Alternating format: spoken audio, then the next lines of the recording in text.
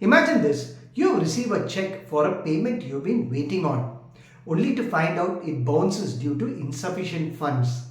You're frustrated and you send a legal notice to the issuer. But here's the question, is sending it enough? Is it deemed served even if they don't actually receive it?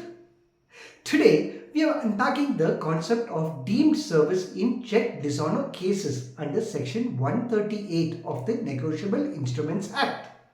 Let's dive in to understand what it means, why it matters, and the recent ruling shaping this law. Concept of deemed notice is crucial in cases of check dishonour because it affects whether the person who issued the check can be held legally accountable. Under Section 138 of the Negotiable Instruments Act 1881, a payee or recipient has the right to issue a notice demanding payment from the drawer of the check within 15 days of the check bouncing. This notice is an essential step as it gives the drawer a chance to settle the payment. But what happens if the drawer claims they never received the notice? In this video, we will first summarize the key points around legal notices for check dishonour. Then dig into how deemed service works, explore some relevant case laws, and discuss your options if you face issues related to this topic. First, why a notice is necessary. The law requires that a legal notice be sent to the drawer because it's their opportunity to make the payment. Without this step, there is no legal ground to initiate a complaint. 2. The deemed service concept or deemed service means that under certain conditions, the notice is considered legally served even if the drawer didn't receive it physically. 3. Valid methods for sending notices. Today, notices can be served via registered post, email, or even WhatsApp. This broadens the scope of the service, ensuring that notices can reach the drawer through various methods. Let's break down how deemed service operates under different circumstances. A. Registered post and deemed service. One of the most common methods for sending a legal notice is via registered post. Courts in India have widely upheld that if a notice is sent to the correct address, it's considered served, even if the drawer claims they never received it. In the landmark case of C.C. Alvi Haji versus Palapati Muhammad, the Supreme Court ruled that a legal notice sent by registered post to the correct address fulfills the requirement of deemed service. This means that the drawer cannot avoid liability simply by claiming that they didn't actually receive the notice. The court emphasized that if the drawer doesn't respond, they are assumed that they are aware of the notice. B. Deemed service via digital means.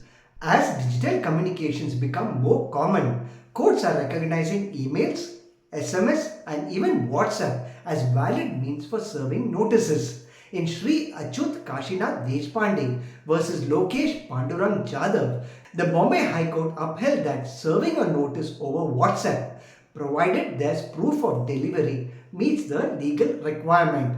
Similarly, the Allahabad High Court recently confirmed that email notices are valid under Section 138 as long as the drawer doesn't dispute the email's authenticity. C. What happens if the drawer refuses delivery? Sometimes the drawer might deliberately refuse the notice to avoid legal consequences. Courts have addressed the situation under deemed service rules. If a notice is refused, it's still considered served. In K. Bhaskaran versus Shankaran Vaidyan Balan, the Supreme Court ruled that refusal of a notice doesn't relieve the drawer from liability. This means that refusal itself implies awareness of the notice, making it legally binding. If you're in a situation where the drawer denies receiving the notice, there are steps you can take to strengthen your position. First, use multiple channels. Send the notice via registered post, email, and even WhatsApp to increase your chances of the notice being deemed served. 2. Keep proof of sending. Retain the proof of delivery including postal receipts, screenshots of read receipts, and email delivery confirmations. 3. Follow up through legal means. If the drawer still denies the notice, consult with a legal expert and prepare for possible court hearings. Courts tend to view deliberate evasion unfavorably. Let's recap the critical points around the deemed service of legal notices in check dishonor cases. First, legal notices are required under Section 138 to allow the drawer a chance to settle the payment. 2. Deemed service applies if notices are sent to the correct address, whether received or not. 3. Digital methods count for service, including emails and WhatsApp, as long as there is evidence of delivery. 4. Proof of service is key. Keep receipts and screenshots as evidence. 5. Refusal to accept notice doesn't absolve the drawer. Courts assume awareness in such cases. Thank you for watching. If you found this breakdown helpful, give us a thumbs up. And don't forget to subscribe for more insights into legal topics in India. If you have any questions, leave them in the comments and we'll be happy to help you understand the legal nuances even better.